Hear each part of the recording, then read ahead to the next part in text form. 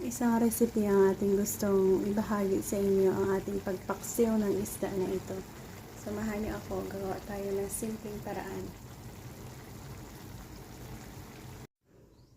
Isda na ating gustong ipaksiw. Linisin natin at lagyan ng mga sangkap. Samahan niyo ako guys dahil gagawa tayo dito ng simpleng pamamaraan ng pagpaksiw ng isda na ito. Ayan, ganito na lang natin siya linisin. Tanggalin natin ang ulo.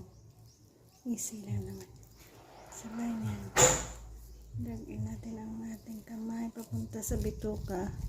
At lutuin natin ang walang ulong isda para sa ating paksiw. Ayan.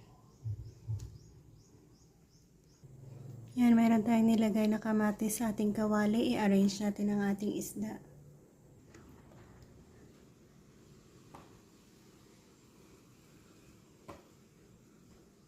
Natin ang na-arrange, lagyan natin ng ginger at onion. Ginger, onion, asin, vinegar, paksiw ang ating gagawin dyan, black pepper,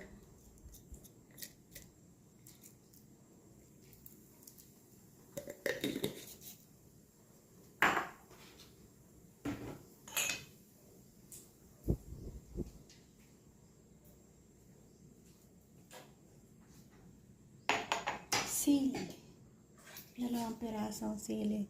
Pakuluan natin ng dahan-dahan hanggang sa lumabas ang katas ng ating kamatis. Yan ang process ng ating pagpaksiw.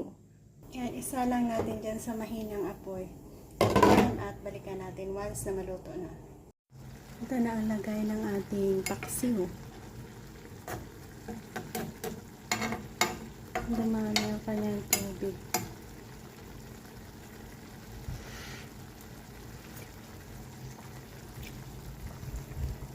Sarap.